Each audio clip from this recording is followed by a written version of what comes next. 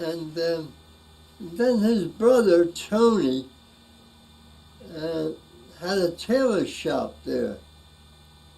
And I used to help Tony out a lot and growing up. And I got to learn a lot about, like sewing and things like that. And I got to be quite good at it. Mm-hmm. And I'm going to take a drink of water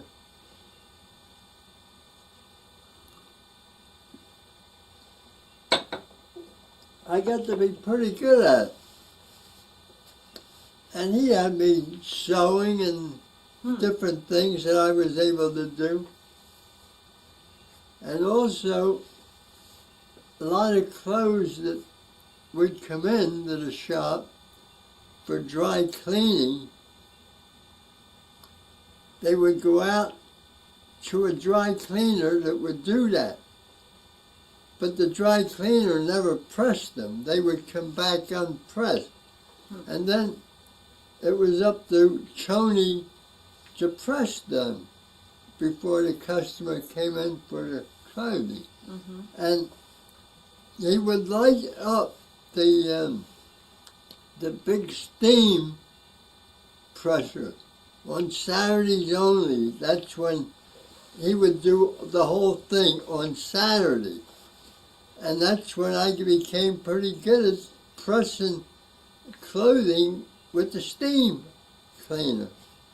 And then during the course of the week, when he didn't have that operated by gas, incidentally, and it created steam, with a boiler in there. And, but during the weekdays, whenever something had to be pressed or something, he would use the iron, the gas iron. And there was like a heavy iron with gas flaming underneath, and he would do that. But there was an experience, and I worked, you might say I was learning the trade, and I did that for quite a while, I guess, and became pretty good at it. And then finally, he had to tell me I couldn't work there no more. It seemed that, I don't know, some new laws went into effect. And it might have had something to do with the President Roosevelt. When when they came out with a law, I think they called it the National Recovery Act.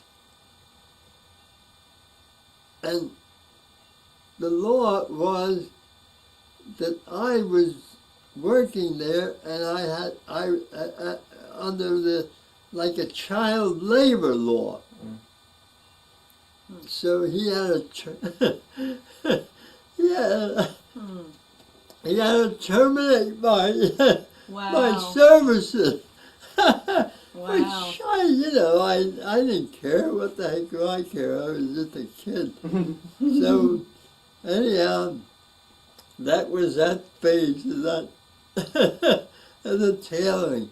But I did become pretty adept at the clothes, how they select clothes, and occasionally he would make tailor-made suits, and I got to be knowledgeable on how they select the wool and everything, And well, a lot of times he never kept any of that wool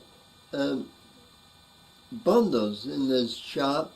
So what he would do was the person that wanted their tailor-made suit done, they would go down South Street and they would select the wool that they wanted, and they would bring it home. And one of the ways that they selected it was like wool, they would get like a frazzle of like a you know, like a piece of the wool peeling, you know, and they would put a match to it to see how it burned, you know, and that's how they would know whether it was wool or whether it was something else, you know. But anyhow, that's that phase of it. But meanwhile, as I got to be a young man, I got to know the value of really having tailor-made clothes. And I've had, as I got rich, you might say, I had some tailor-made suits done, which I still have up in the closet. Yeah. But not by Tony, by other, Right. you know. Right. And you had to take a fitting and everything to go down, and Yeah. and they were nice clothes, you know. Yeah. And you had your selection of having like a regular pocket or a side pocket or a three-quarter pocket, and you got flaps on the back, you know, which you don't get now, you know, a lot of times when you buy a suit, and it was quite interesting, yeah.